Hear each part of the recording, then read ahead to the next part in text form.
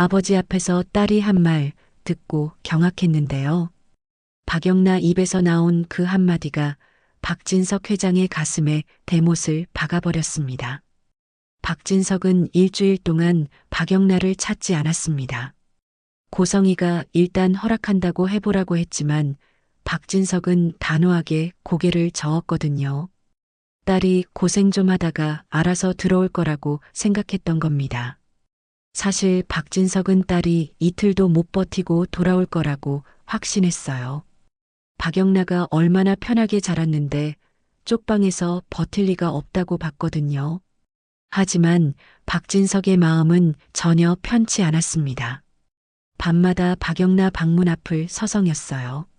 문손잡이를 잡았다가 놓기를 반복했습니다. 딸의 빈방을 보면 가슴 한편이 허전했거든요. 그래도 문을 열지는 못했습니다. 자존심이 허락하지 않았어요. 65년을 살면서 한 번도 먼저 사과하거나 먼저 손 내민 적이 없었던 박진석이었습니다. 사흘째 되는 날, 박진석은 회사에서 일이 손에 잡히지 않았습니다. 계속 딸 생각이 났거든요. 제대로 밥은 먹고 있을까? 추운데 난방은 되는 곳인가? 혹시 아프지는 않을까 하는 걱정이 꼬리를 물었어요. 하지만 박진석은 그 걱정을 억눌렀습니다. 지금 찾아가면 자기가 진 것 같았거든요. 그런데 일주일째 되는 날 회사에서 충격적인 소식이 들려왔습니다. 비서가 조심스럽게 들어와서 보고했어요. 박영나가 모 포털 사이트와 정식 웹툰 연재 계약을 따냈다고 했습니다. 박진석은 그 자리에서 얼어붙었어요. 장난이 아니었구나, 진심이었구나 하는 생각이 들었거든요. 박진석의 머릿속이 복잡해졌습니다. 화가 나면서도 한편으로는 당황스러웠어요. 딸이 정말로 자기 말을 안 듣고 인생을 선택한 거였습니다. 박진석에게는 처음 있는 일이었거든요. 아들 박성재도 의부사들 우준이도 결국에는 자기 말을 따랐는데 막내딸 박영나가 처음으로 정면 승부를 걸어온 겁니다. 박진석은 참지 못하고 자리에서 벌떡 일어났습니다. 비서에게 차를 준비하라고 했어요. 우준이한테 전화를 걸어서 박영나 작업실 주소를 물어냈습니다. 우준이는 처음엔 말하지 않으려 했지만 박진석의 다급한 목소리에 결국 주소를 알려줬죠. 우준이는 전화를 끊으면서 여동생한테 미리 연락했지만 박영나는 전화를 받지 않았습니다. 차를 몰고 가는 내내 박진석의 화는 점점 커졌습니다. 낡은 동네로 들어서면서 박진석의 인상이 더 굳어졌어요. 재개발도 안 된 오래된 건물들, 좁은 골목길, 군데군데 쓰레기가 쌓인 모습이 보였거든요. 자기 딸이 이런 곳에서 지낸다는 게 믿기지 않았습니다. 건물 앞에 도착했을 때 박진석은 한숨을 내쉬었습니다. 3층짜리 낡은 건물이었어요. 페인트가 벗겨지고 계단 난간은 녹슬어 있었습니다. 박진석은 계단을 올라가면서 화가 치밀었어요. 자기 딸이, 그것도 대기업 회장의 딸이 이런 곳에서 지내고 있다니. 부끄러웠고 동시에 화가 났거든요. 3층 복도 끝에 있는 작은 방 앞에 섰을 때 박진석은 문을 세게 두드렸습니다. 안에서 인기척이 없었어요.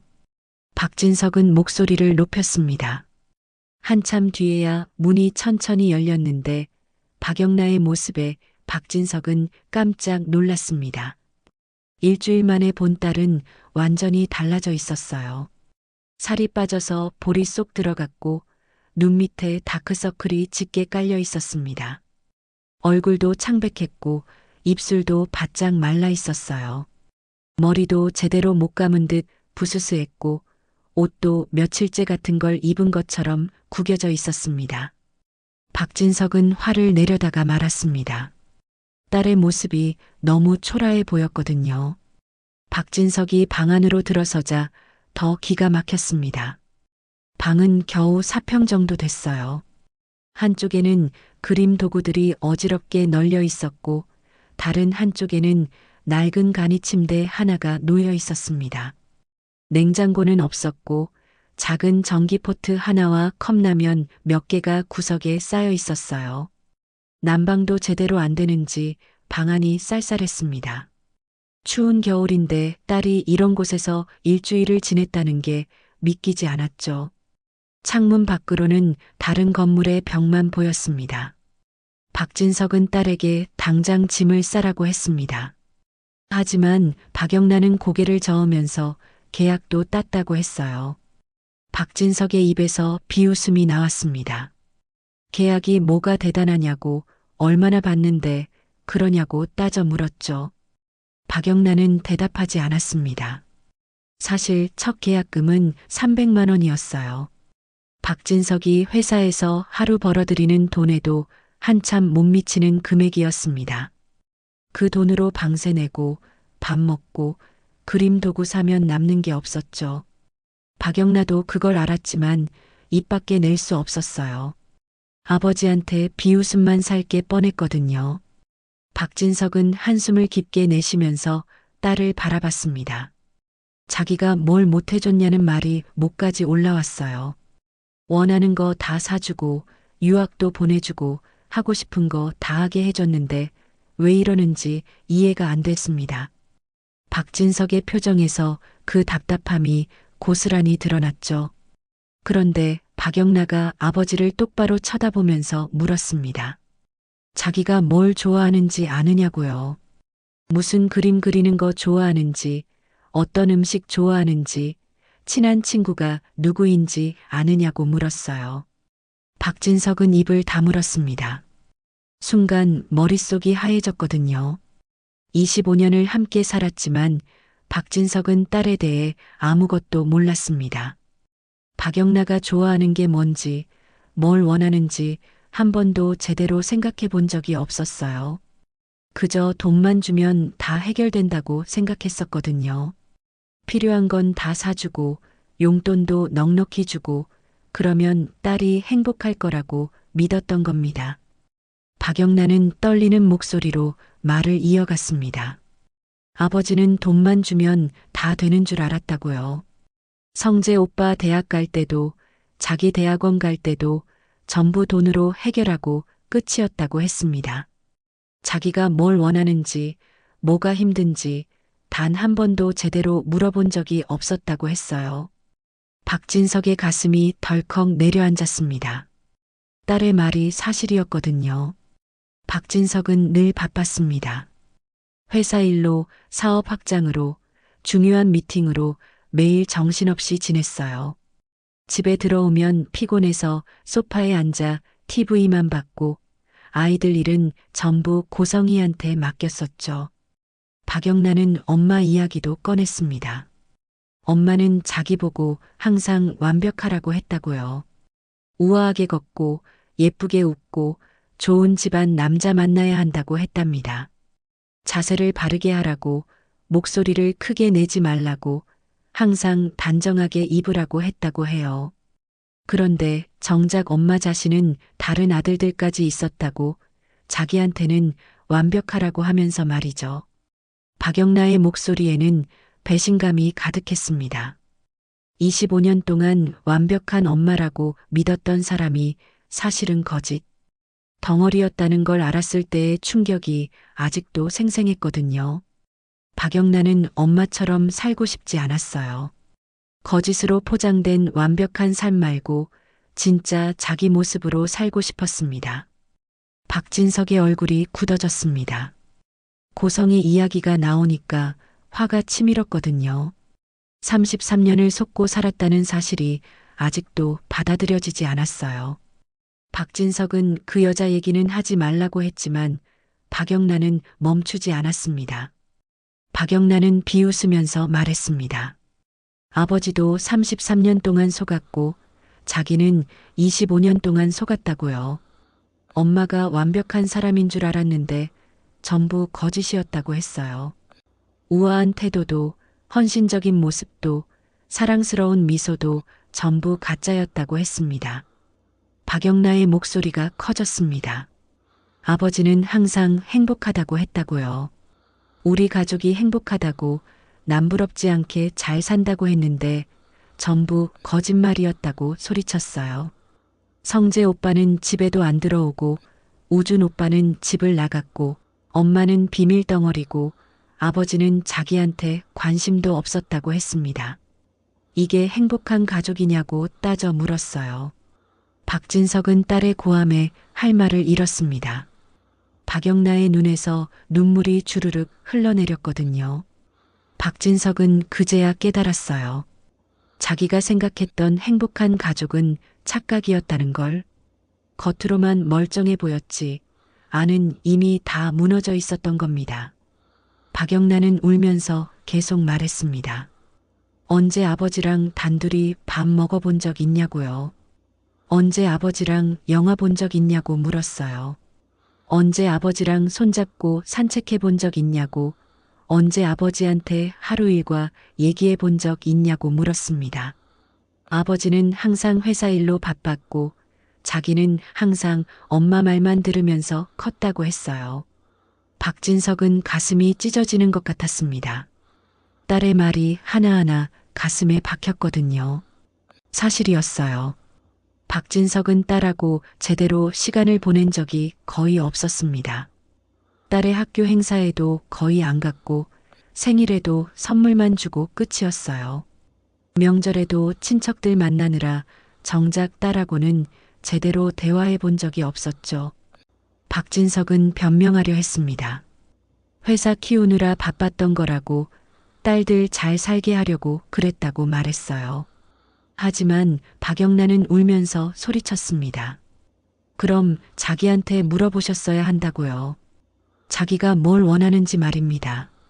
큰 집도 비싼 차도 명품 가방도 필요 없었다고 그냥 아빠가 자기를 봐줬으면 좋겠었다고 했어요. 박진석은 딸을 안으려고 손을 뻗었지만 박영란은 뒤로 물러섰습니다. 이제 와서 그러지 말라고 했어요. 아버지는 자기가 집 나온 지 일주일 됐는데도 한 번도 안 찾아왔다고 고생 좀 하면 알아서 들어올 거라고 생각했다고 했습니다. 박진석은 부인할 수 없었어요. 정말 그렇게 생각했으니까요. 두 사람은 한참 동안 서로를 노려봤습니다. 박진석은 웹툰 작가가 뭐가 대단하냐고 이런 쪽방에서 굶어가면서 그림 그리는 게 꿈이냐고 따졌어요. 하지만 박영란은 그렇다고 대답했습니다. 아버지가 인정 안 해줘도 상관없다고 자기 인생은 자기가 산다고 했죠. 박진석은 버럭 소리를 질렀습니다. 딸이 세상을 너무 모른다고 얼마나 힘든지 알기나 하냐고 했어요. 박영나도 지지 않고 소리쳤습니다. 몰라도 해볼 거라고 실패하면 자기 책임이라고 했습니다. 박진석은 비웃었어요. 실패하면 결국 자기한테 손 벌릴 거라고 그때 가서 후회해도 늦다고 했습니다.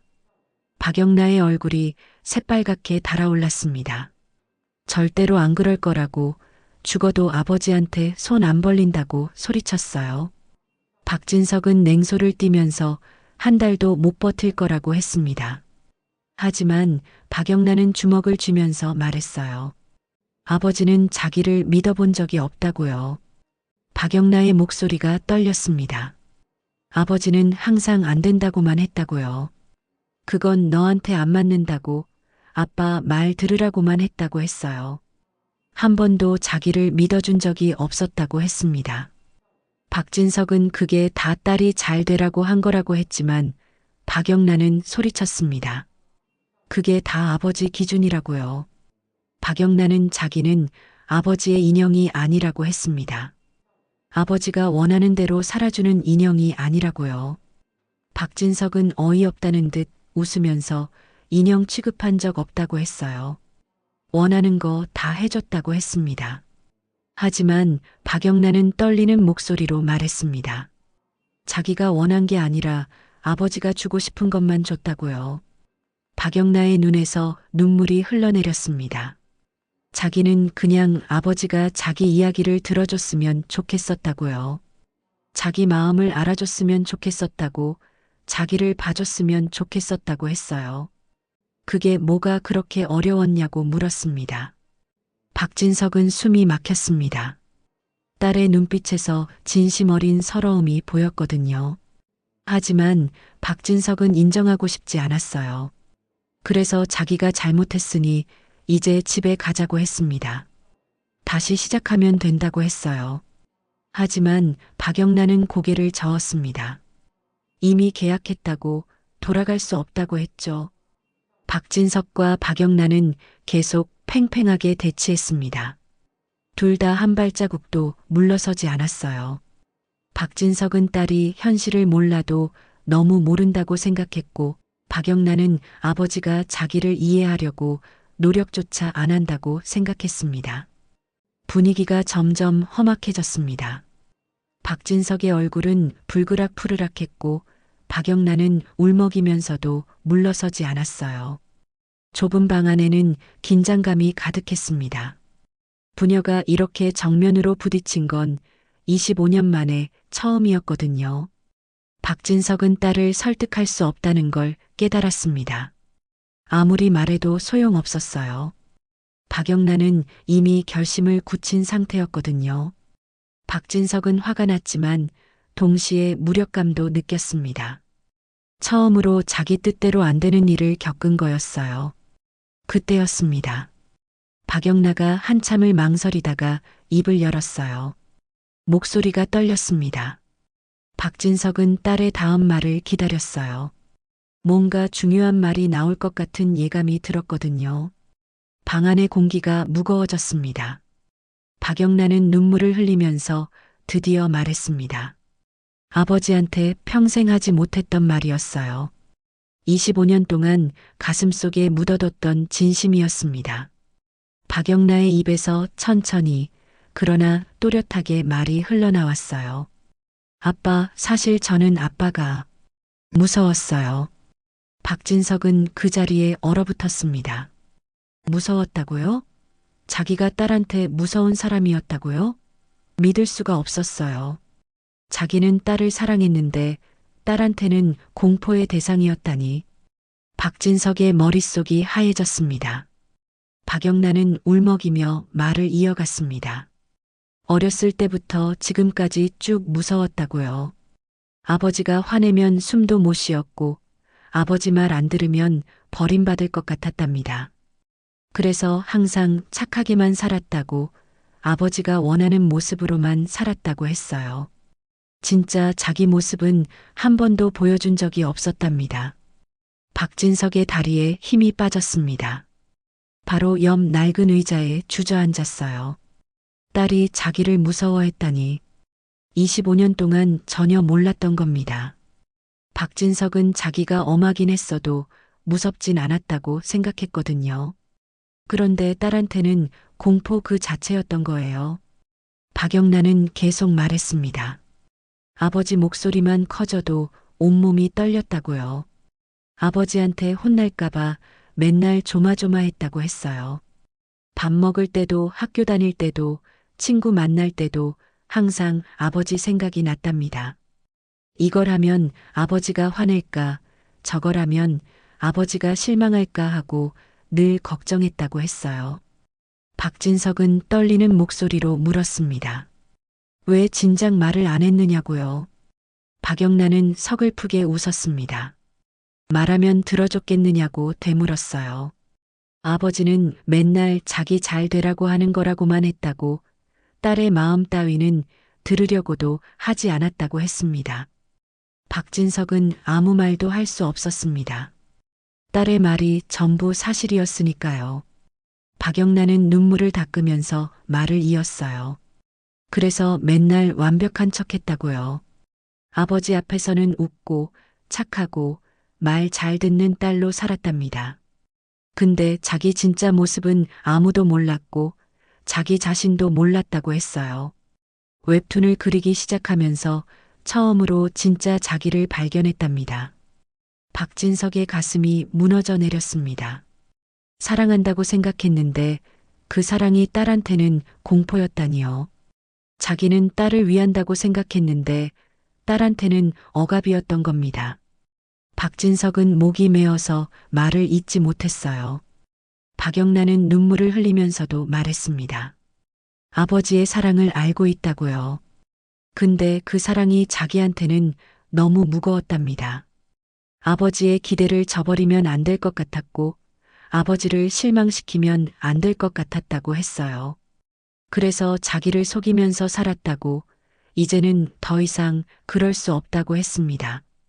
박진석은 자리에서 천천히 일어났습니다.